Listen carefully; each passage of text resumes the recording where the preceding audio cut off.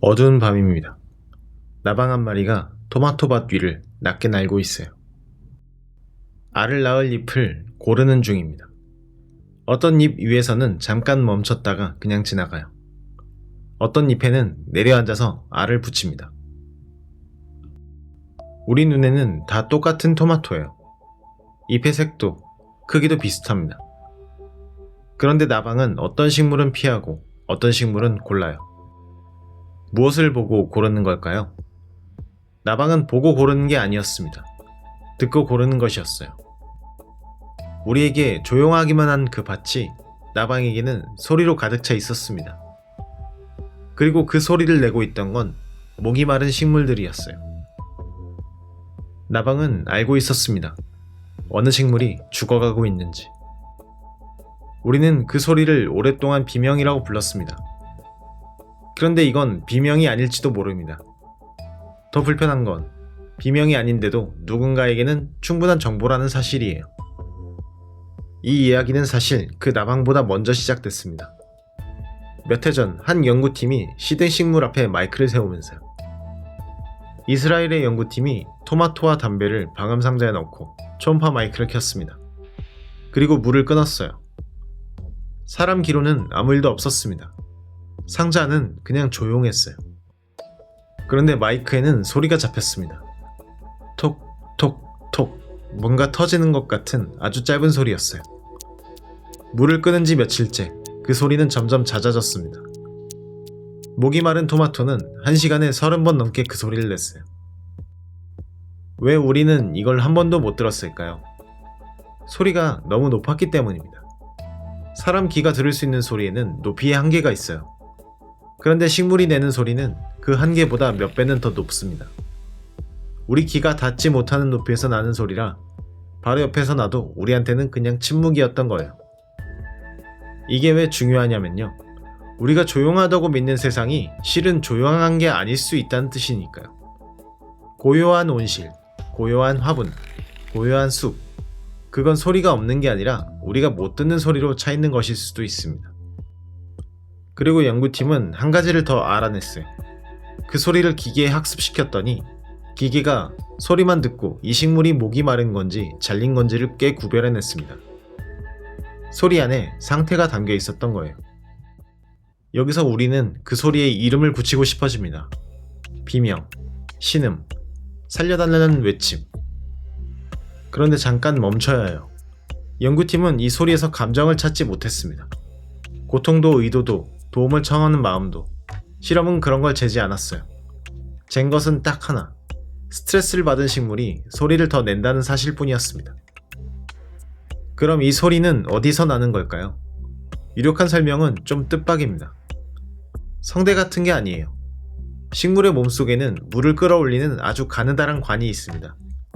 물이 부족해지면 그 관 속 물기둥이 팽팽하게 당겨지다가 끊어져요.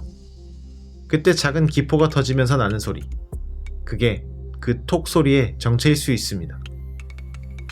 그러니까 이건 목소리라기보다 배관이 버티다 터지는 소리에 가까웠습니다. 식물이 말을 한 게 아니라 몸의 구조가 고장나는 소리였던 거예요. 식물학자들은 이 대목에서 아주 단호합니다. 몇 해 전 30명이 넘는 식물학자들이 함께 글을 냈어요. 식물은 의식도, 감정도, 무언가를 하려는 의도도 갖고 있지 않다.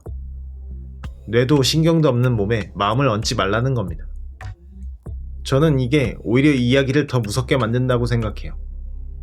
만약 식물이 정말 아파서 우는 거라면 그건 슬픈 이야기로 끝납니다. 그런데 아무도 울지 않는데, 아무 의도도 없었는데 소리는 새어나왔어요. 그리고 그 소리는 이 식물이 어떤 상태인지 정확하게 담고 있었습니다. 의도가 없어도 그 흔적은 고스란히 남았던 거예요. 그런데 그 소리를 읽을 수 있는 귀가 처음에 그 밤 밭 위를 이미 날고 있었어요. 식물은 누구에게 말을 걸 생각이 없었어요. 그냥 목이 말라서 관이 터졌을 뿐입니다. 그런데 그 소리를 알아듣는 것이 세상에 있었어요. 나방입니다. 연구팀은 나방에게 선택을 시켜봤습니다. 건강한 토마토 2포기를 놓고 한쪽에만 가뭄 스트레스 소리를 더해줬어요. 둘 다 똑같이 건강한 토마토였고 달라진 건 소리 하나뿐이었어요. 나방은 어디에 알을 낳았을까요? 소리가 나지 않는 조용한 쪽이었습니다. 이유는 냉정합니다. 나방에게 잎은 감상의 대상이 아니라 새끼의 식량이에요. 목마른 식물은 곧 죽을지도 모르는 나쁜 식량입니다. 그러니 그 소리는 나방에게 이렇게 들린 셈이에요. 이 잎에 알을 낳지 마라. 그런데 여기서 조심할 게 하나 있어요. 나방이 그 소리를 무서워서 도망친 건 아닙니다. 재미있게도 식물 없이 소리만 들어주면 나방은 오히려 그쪽으로 끌렸어요. 소리 자체가 여기 식물이 있다는 신호였으니까요. 나방은 그 소리에서 도망친 게 아니라 그 소리를 읽은 겁니다. 상황에 맞게 다르게요. 그러니까 나방은 정말로 알고 있었던 겁니다. 어느 식물이 죽어가고 있는지. 이게 이 이야기의 진짜 반전이에요. 정보는 보내는 쪽의 마음에서 태어나지 않습니다. 읽을 수 있는 누군가가 나타나는 순간 흔적은 정보가 돼요. 식물은 아무 말도 하지 않았는데 그 침묵이 누군가에게는 또렷한 문장이었던 겁니다. 침묵은 방어가 아니었어요. 몸이 자기 상태를 흘리는 한 그걸 읽는 귀에게는 아무것도 숨길 수 없습니다. 여기까지는 식물 이야기였죠. 이제 이 원리를 당신 쪽으로 돌려볼게요. 우리는 스스로 잘 닫혀 있다고 믿죠. 표정을 관리하고 말을 고르고 속마음은 안에 감추죠. 그런데 몸은 계속 밖으로 새어나갑니다. 긴장하면 손끝에 땀이 배고 심장이 빨라져요. 겁이 나면 눈동자가 커지고 목소리가 아주 살짝 떨립니다. 아프기 시작하면 몸에서 나는 냄새가 바뀌어요. 이건 당신이 정하는 게 아닙니다. 마음 먹는다고 멈출 수도 없어요. 식물의 관이 터지듯 그냥 몸에서 새어나온 신호예요. 문제는 이제 그걸 읽는 눈과 귀가 점점 늘고 있다는 겁니다. 식물의 소리에서 상태를 읽어낸 그 기계처럼요. 카메라는 당신 얼굴의 작은 떨림을 읽고 기계는 목소리의 긴장을 읽습니다. 당신이 스스로 설명하기도 전에 몸이 먼저 당신을 설명해요. 우리는 프라이버시를 마음만 먹으면 지킬 수 있는 거라고 믿습니다.